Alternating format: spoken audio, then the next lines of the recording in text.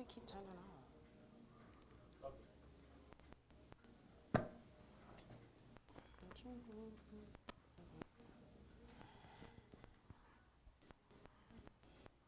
Are you nervous? Oh, Don't no. cry.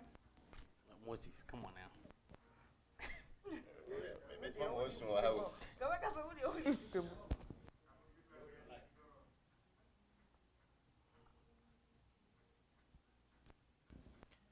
All right, all right. Good afternoon, good afternoon. Welcome to the talk show. My name is Dickin Moore, and again, thank you for tuning in. Today we have a great one for you today, but today, because it's going to be amazing and difficult for me, I had to hire a lawyer today. So today I have myself here, Sister Liz. Sister Liz, welcome. Hello, good evening, everyone. I'm your co-host for today, Sister Lizzie Appear. All right, it's amazing today, and we have two great individuals here. You probably heard their name, and today we get to drive the seat and bother them today. So, sit, relax, and again, we want to welcome our own DJ Sticky and then DJ AKUAA. I think we will just give them a couple of seconds just to introduce themselves, and especially how they came up with those names, if it is actually their actual names or they just made it up. I'm curious to know about the sticky part. So, guys, welcome to the show and thank you for honoring our request. Thank you for having us. Thank you for having us. Ladies first. My name is Akia. So when I started DJing, the hardest part of it was actually trying to figure out what name I wanted. And then I thought about it. I'm like, I'm in America. Akia is not common. And when I was in elementary school, they used to say AKUAA, AKUAA, AKUAA, AKUAA. So I was like, okay, well, Akia is different regardless here, but if I go to Ghana, AKUAA is also different because it's not the typical Akia. So that's why I decided to stick with DJ AKUAA. Sticky? All right.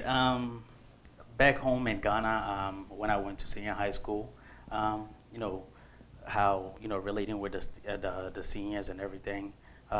There was a couple of seniors that asked me to wash their school uniforms for them, and while I was washing them, they were looking at me, just staring at me. So I asked them why, and they told me I looked like somebody that just graduated from there, and they used to call him Sticky. So they told me they're going to start calling me Sticky too. So they started calling me Sticky too, and then that name stuck by me until when I chose to become a DJ. I was like, you know what? That is the name that everybody in Ghana knows me by. That's the name that a lot of people call me by. So that's what I'm going to go with. You heard it from them. Again, welcome DJ Sticky, welcome DJ AKUAA. And again, you have to remember that I've heard it about 75 times. The AKUAA is with two A's. Yes, please. Not the regular AKUA. Yes. AKUAA with two names. It's imperative. It's very important. It's very important. Yes. So let's just dive right into it. I know you have great fans out there. You have people that look up to you. You have family members that are looking at you now. Now let's talk about the DJing business. Let's talk about how did you get into DJ, and who or what influenced or motivated you to actually get into DJing. And anyone can start. Okay, I'll start. So my brother-in-law, Mixmaster Berto, he came into our family. I've always liked music. He came into our family, and when we were younger and watching the awards show, I would know every word of the song especially I was a Lil Wayne fan, so I would know all of his lyrics, and my mom would say, so then when Albert came, he gave him my sister, but I feel like God really brought him for me to really figure out what I wanted to do, and he helped me out. And I told him I wanted to be a DJ, but he was like, you know how many girls have told me they want to be a DJ? You need to prove to me that you want to be a DJ. I need you to do this. So he'll come every other weekend. When he comes, he'll give me some small task, and I will just do it. I will do it before he even gets there. I'm like, look, I've done it. My end is, what do you want me to do next? He's like, okay, relax. So that is how come I started the DJing. I just followed. He gave me instructions, and I followed it, and then I realized that I really liked it, and then just proceeded with it. On my end, I'm glad that I'm being interviewed with DJ AKUAA because I started DJing, directly from her. It was a point in time where I'll say everything really started from Ghana. I used to be an entertainment prefect when I went to SHS. So I always worked with DJs, and the craft was beautiful. I love music as well. So when I moved out here, I was at a point in time where I started helping DJ AKUAA out with her speakers and stuff like that when she went on shows, and then just looking at her, she's amazing on the turntables. So just watching her and the crowd reaction to her, her craft, and how amazing she is on the turntables. I was just like, what, that's what I want to do. And then I started learning. She started giving me little projects like, hey, can you learn what beats per minute are? Give me a list of songs and tell me, study all of it. Make sure you know the beats per minute for each song. And that's actually, how I started getting into DJing. And then, a little bit, here and there, I started putting everything together, and then here I am now. I feel like a mother that their child just graduated. I feel old too. Absolutely, it's going to be amazing today. Trust me. Like the way I'm looking at DJ Sticky, like in the bro for it's Oh, wow. Serious. What you do, Anna? I was actually born here, man. That's right. Blue passport. That's right. He was born here. Wow. Hey, we hats off to DJ Albert, man. Senior, you went to the greatest school in Ghana, or was. That's my senior right there. We went to the same school, so that's amazing. I've MC'd for him before. I've MC'd for DJ AKUAA also. I don't know, Sticky. My MC, Yeah. Oh yeah. Oh wow. So Bernadette's wedding. Oh yes. So great DJs and DJ AKUAA, thank you for picking up DJ Sticky as well. Let's talk about some of the questions that are directed to you as a DJ. I mean, because sometimes I look at the word DJ, I'm like, hey, DJ crowd, what does it stand for? Daddy Joe and I say. Do you want to take this? DJ actually means disc jockey. Okay. Yes, that's what DJ means. I mean, what are other questions that people see you and say, in terms of DJing? Any other questions directed to you personally about DJing, or because sometimes people think, say, oh, DJ there, you just go on YouTube and you play music and that's it. I mean, any funny, interesting questions that people probably ask you and you're like, okay, what is this? Me, what I get all the time is, hey, why wouldn't you? Like, this is it. And like, if I go to a wedding and the parents don't know, and the bride-to-be was like hyped me up, and I come and they say, and the bride is not there, but the parents are there, and I'm like, oh ma, I'm looking for DJ knowing. And I'm like, oh me, I'm like, yeah, it's me. She's like, oh wow. So I get that all the time. And then after the event, they come and say, hey. So I get that all the time. And then even guys, when I'm lifting speakers, they'll say, wow, this is you. I'm like, yeah. They'll still watch me do it, but they'll be surprised that I'm just so tiny, and yeah. So that's what I get all the time. Wow. Yeah. On my end, I think, and this is one question that, the first actual question that I actually asked DJ AKUAA when I started learning from her, and that was, how do you know what song is going to fit to this song that you're currently playing, or how do you know that this specific song is going to mix perfectly with the current song that you're playing? And most of the times that's when the question that a lot of the guys or my friends ask me, like, oh, Ed and I won't say way anyway back, or this is going to hype up the crowd. So that's one question that I get very often. Nice. And can you both give us some examples of some comments that have been made towards you, both negative and positive? I would definitely say that because I DJ, they automatically think that I'm not, I don't have a strong religion, or it's not the godly way, or it's not the God, like, I'm a female and I'm doing it. So already, being that I'm a female, they might even think that I am, I guess you could say, very tomboyish, because I'm doing a manly job. So I get that a lot. And then I think those two are the main, negatively, those two are the two bad ones that I get. And then positively, it's just that a lot of people are more astounded at what I do. So it's more like, wow, you're really good at what you do, and you do it well, so it fits. But often I get judged before doing it, And then when I'm in it and they're just sitting there with their mouth open watching the whole time, their judgment changes. Like, wow, she's really good at what she does. So you prove them wrong, right? Yeah. Yeah. How about you, Sticky?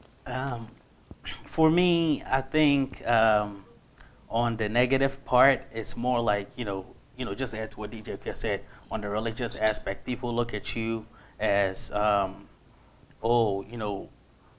yesterday he was playing Omada, tomorrow he's playing the drums in the church, like, What's the correlation? what is the correlation, or why are you playing this song and then you're helping in the church as well? So that is what, the negative part of it. On the positive side, I feel like, people that know me personally, they just, I guess they are amazed by how I went from Caleb and then tomorrow it's like, oh, DJ Sticky. So they're like, how did that, that whole thing happen? Because it happened really, really fast.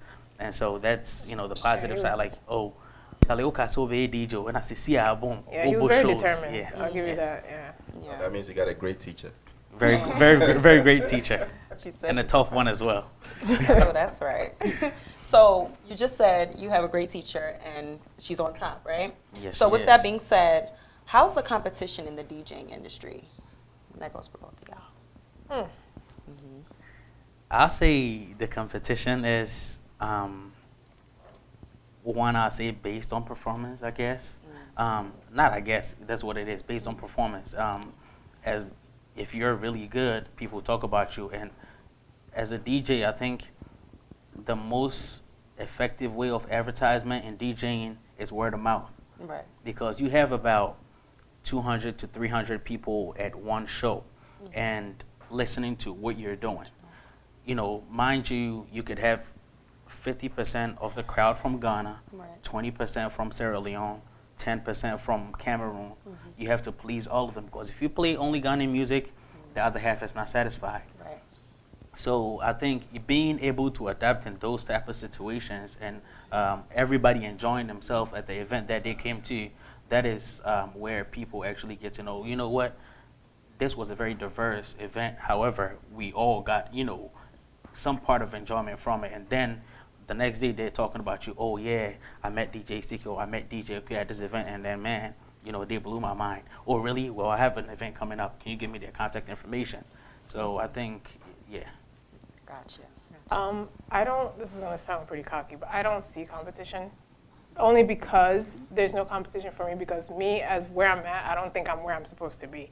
So I can't compete with somebody that I don't even know that I'm in a race with. So where I'm trying to get to personally, I feel like I'm still pushing to get there. So until I feel like I'm there's no competition. I'm just literally in my own lane, because I do whatever it is that I want based on my beliefs.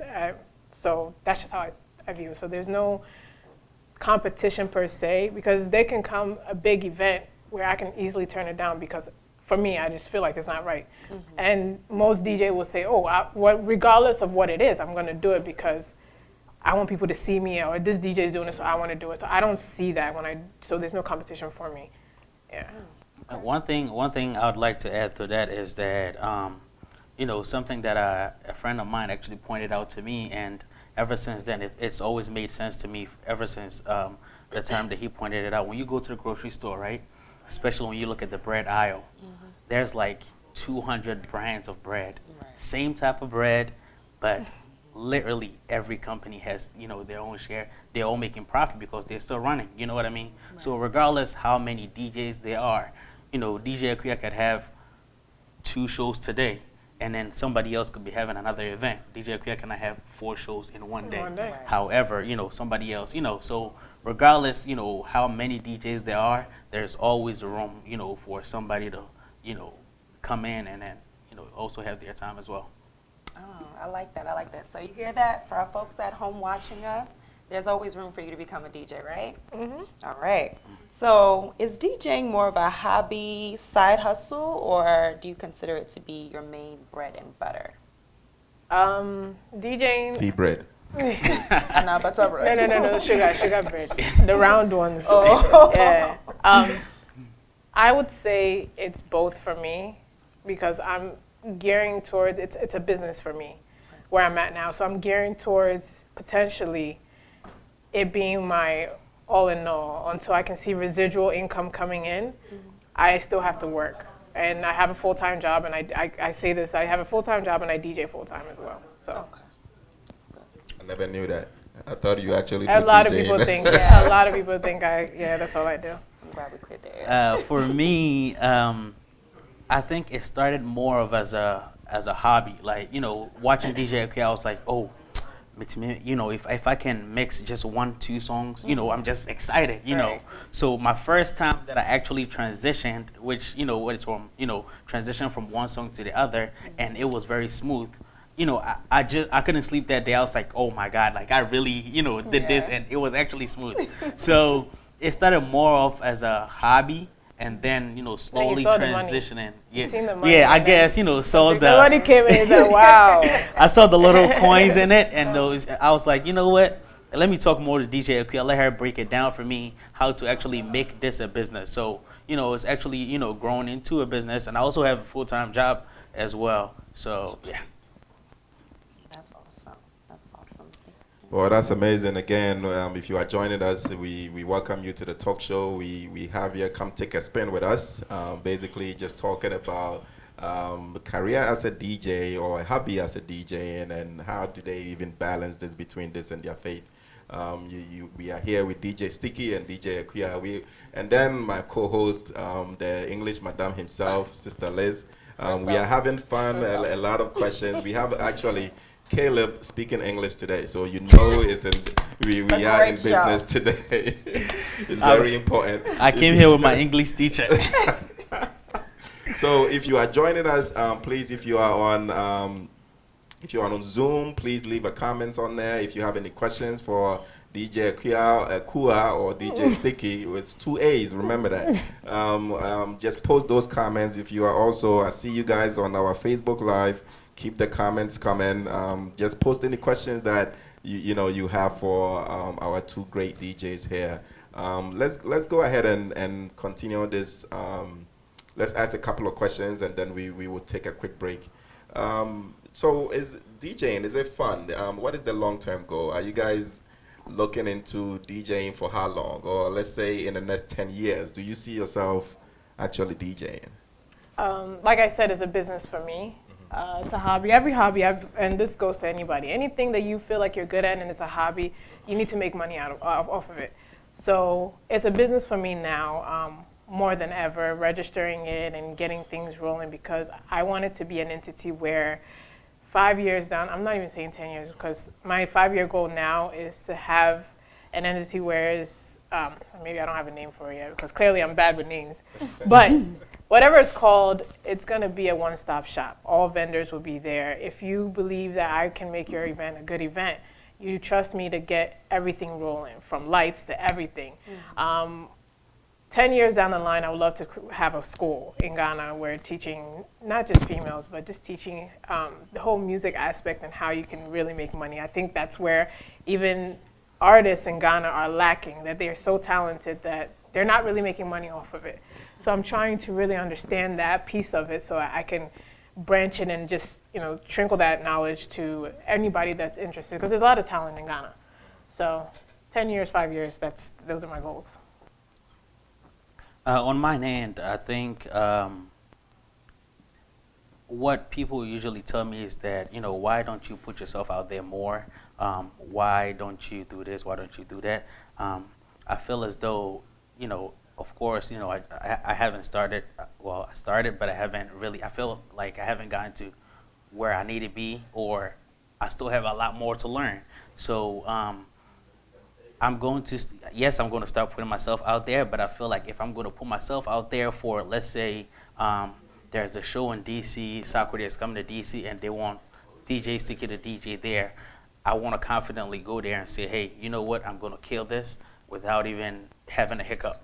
You know what I mean? So this year, my goal actually by the end of this year is actually promote myself, actually try to build a brand for myself, and then put myself out there.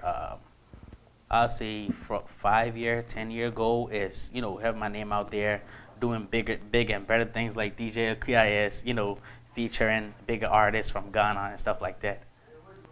Just to kind of like piggyback off of that, if you're talented, if you have a talent or a hobby, what I'm realizing is where I've gotten to by myself, but now I'm at a point where I need a team to push me further. So speaking of brand, you need to have, and you have that. With that being said, you have to pay people.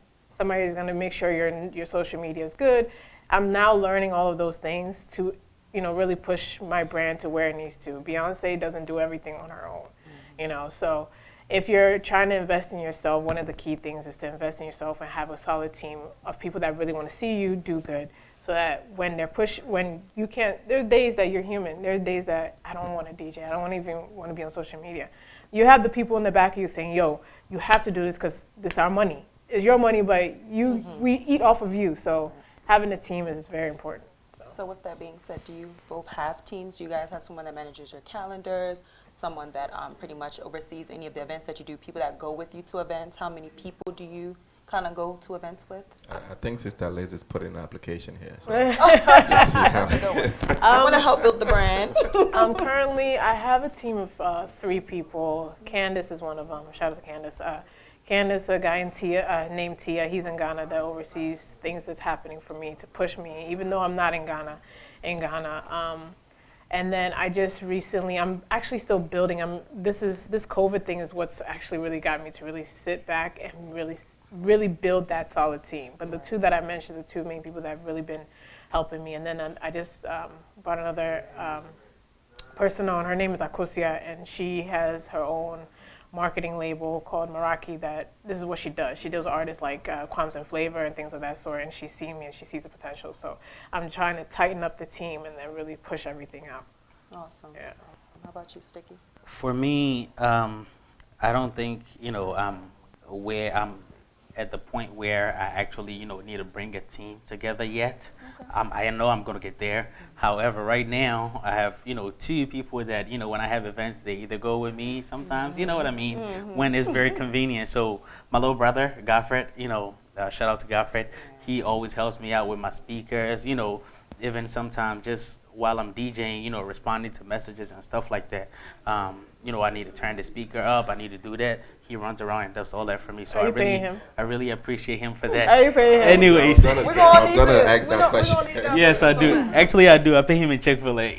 Godfred, come work for me, okay? All right, and my own personal person, Kofi Adade, he actually, goes to events, with me as well. Also, sometimes he actually fishes for events for me as well. So shout out to Kofi Adade as well. That guy, let him carry the speakers. Or he actually does sometimes. If you're watching, Kofi carry the speakers. Well, so let's talk about a day when you guys are DJing. So people are you guys are playing good music. It could be any other music at all. Especially if you look at our African community, sometimes you're playing the music and they run into you and say, "Hey, wait my boy, stuff." So people have their own taste. People, they are expecting you to play certain things because so